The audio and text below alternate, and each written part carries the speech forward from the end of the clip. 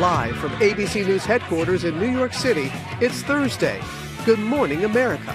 Did you see the little chubby cheeks? Oh, so cute. I couldn't miss them. Good morning, America. Much more from the ESPYs, Will Ferrell, and the World Cup just ahead. A lot to get. Breaking news as well. This is just coming in, a tsunami advisory after a 5.9 magnitude earthquake in New Zealand. We're going to have the latest on that in a few moments. But first, we're tracking all the life-threatening weather across the country right now. Take a look at the smoke over Niagara Falls. As it spreads, most of that is from the wildfires in Canada, and parts of Texas are also facing devastating flooding from relentless rain. Ginger and Faith are standing by, but we're going to begin with millions on alert, unhealthy air and hazy skies as the toxic smoke from hundreds of wildfires in Canada drifts across the country. Matt Rivers starts us off in Weehawken, New Jersey. Good morning, Matt. Good morning, Michael. It is going to be a very bad day for air quality across the area surrounding New York City. You can see the skyline there behind me for the city. It is a very hazy view this morning, and those kinds of scenes are playing out for millions of people across the country. This morning, millions of Americans under dangerous air quality alerts from the upper Midwest to the Northeast, as firefighters battle more than 180 wildfires in Ontario, Canada. Seriously, we're encased in flames now. 2 train workers are okay after a wildfire surrounds their train, nearly trapping them. Skies in Boston looking apocalyptic. Breathing's a little bit more strained than normal. Earthcam video showing stunning imagery of Niagara Falls enveloped in orange. In the upper Midwest, this bridge in Michigan nearly invisible.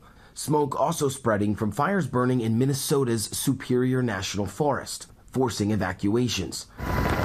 The Minnesota National Guard participating in firefighting efforts. One official warns some fires there could burn for months. So there will be some fire on the ground in some form or fashion, along with smoke, until it snows. Breathing in the smoky air poses a risk for sensitive groups. They might experience more cough, tightness in the chest. They might experience more wheezing, difficulty breathing. Officials warning the smoke, coupled with an oppressive heat wave, could be harmful, urging people, especially those with pre-existing conditions, to limit their time outside. Now, officials are urging everyone to take these warnings seriously, as it looks like the conditions for many across the country won't get substantially better until at least the weekend. George? Yeah, it's going to be tough. Okay, Matt, thanks very much. Now to the flooding in Texas. More than 20 inches of rain falling in some parts, causing rivers and creeks to overflow. Rescues and evacuations are underway. Faith Abube is on the scene. And Faith, we're learning right now about an elevated flash flood emergency along the Guadalupe River.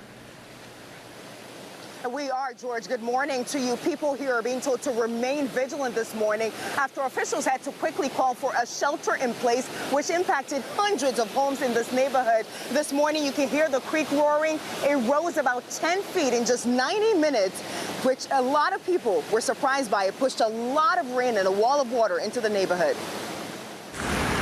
This morning, Central Texas facing life-threatening flooding. Parts of the hill country seeing half a year's worth of rain in a matter of days. Dozens of high water rescues underway as first responders navigated the rapidly rising water, going door to door to check on residents.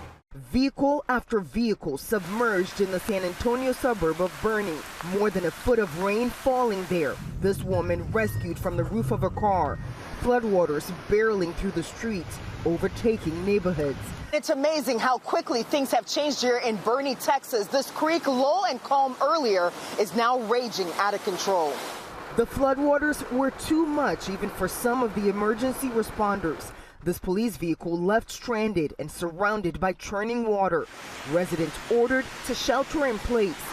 You can't get out. You're trapped. This is the worst I've ever seen it. The danger was not limited to flooding. This is a tornado. An EF1 tornado with 100-mile-per-hour winds touching down in San Antonio, crossing a busy interstate, sparking power lines and debris flying in the sky. Oh no. The roof of this apartment building ripped away, damaging multiple businesses. And the threat is not over. More rain on the way. The rain's going to come back tonight, it looks like, with a vengeance again, so I would urge caution.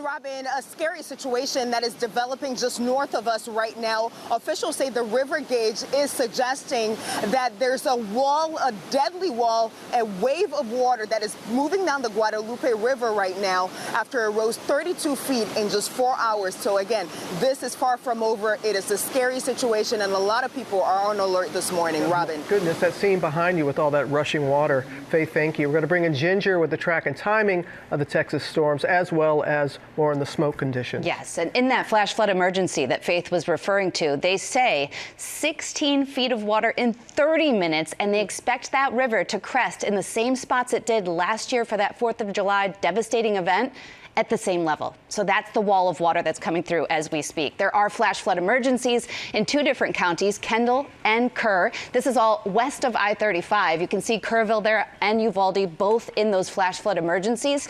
We have a high risk for the 3rd day in a row. This is something you don't see one day, let alone 3 days in a row. They've already had 10 to 20 inches of rain. We could see an additional 8 to even 12 inches locally in some places. So we're going to see some of those storms come through. Even when you're super saturated, you get 2 to 3 inch per hour rainfall rates. This is another 12 hours of just devastation in the hill country of Texas. Then we have to talk about my hometown of Grand Rapids, Michigan. I don't know what highway it is because I can't place it for you. The visibility is so low from there back to Chicago. Detroit this morning at one point in the overnight was at 600 AQI. What does that mean? That's double what an unhealthy category is. We are really seeing terrible air quality all the way from Cleveland over to New York City here, Philadelphia. Robin, it'll go down to Virginia and North Carolina. We eventually will get some storms breaking up some of this. I'll track that coming up. A lot going on out there. All right, Ginger, thank you. I'm going to turn now to breaking news this morning. A 5.9 magnitude earthquake in New Zealand and the tsunami advisory that's out right now. Marcus Moore is tracking the very latest developments. Good morning to you, Marcus. Robin, good morning. That tsunami advisory was just issued after a 5.9 magnitude quake this morning there in New Zealand. The epicenter near Christchurch on the southern tip of the island nation. Authorities there had urged people to get to higher ground immediately, and we're waiting for word on any injuries or any damage that may have been caused. Officials there still in their initial response. Now, the USGS recorded the quake just after 9 p.m. local time in New Zealand. The country sits on what is called the Ring of Fire, an area in the Pacific Ocean that accounts for some 90% of the world's earthquakes. And back in 2011, a powerful quake caused widespread damage and killed 185 people in Christchurch. And there have been several tremors since the first quake today. And Michael, it has been a tense night for people in New Zealand. Yeah, I'm sure a lot of people on edge. Thank you so much for that, Marcus. We're going to go now to President Trump's cabinet nominees grilled on Capitol Hill.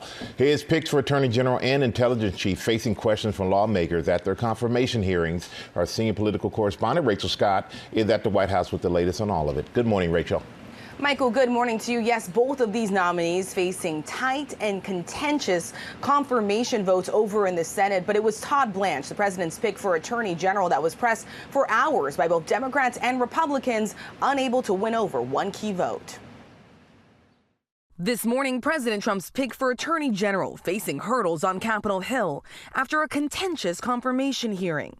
If your record and your testimony today should show us anything, it should show you, in my opinion, that you should not be confirmed to this job. Republican Senator John Cornyn pressing Blanche on the Justice Department's extraordinary settlement with President Trump, a $1.8 billion fund to pay out people who claim persecution by the Biden administration, including the Trump supporters who stormed the Capitol on January 6th. After bipartisan criticism, Blanche said the fund was dropped. I believe you have said that the weaponization fund is a moot issue. Is that your position? Yes, it is a moot issue, meaning there is no weaponization fund. The weaponization fund is dead. It's not moving forward. But Cornyn, who could be the deciding vote, not convinced. They're still undecided at this point. Correct. The Texas Republican adding, It's been my concern all along. He's the president's private lawyer. This comment by Blanche raising eyebrows as senators repeatedly questioned his loyalty to Trump. Are you and President Trump friends? I'm his lawyer, was his lawyer, and now I'm the Deputy Attorney General. With the midterm elections approaching in November, Blanche was asked whether he would commit to not sending armed agents to polling sites. I will commit to following the law center, of course. Okay, yes. But does that include not deploying federal agents to polling places? I will absolutely follow the law, no matter what it includes. So, yes. Many legal experts believe the move would be illegal. Over in the Senate Intelligence Committee, senators pressing Jay Clayton, the president's nominee for Director of National Intelligence. He refused to say that Joe Biden won the 2020 election. Who won the 2020 election? I'm not going to do this with you. Clayton pressed 20 times, but never directly answered the question. Who won the 2020 election? I have answered the question. Answer it. What is your answer? I've given you my answer. What is your answer? Georgia Democratic Senator Jon Ossoff calling it disgraceful. Isn't it humiliating to be unable to answer this question, to have to indulge the president's delusions? We know, you know, everybody in this room knows the truthful answer to that question. Why can you not give it? I think I gave you the answer. Back here at the White House, President Trump is expected to deliver a primetime address tonight. Sources say the president is expected to detail information he says he received from the Office of the Director of National Intelligence related to the 2020 election. Of course, President Trump has long pushed conspiracy theories and false claims about the 2020 election, which he lost. It's been a consistent theme, Rachel, that is correct. And also the intelligence agencies did review all the information about the 2020 election and certified that it was free and fair. Thanks very much. We're going to turn now to breaking news overnight in the war with Iran. U.S. Iranian citizen released in what President Trump calls a gesture of goodwill, even as both sides escalated airstrikes. Chief International Correspondent James Longman tracking the latest from Dubai. Good morning, James.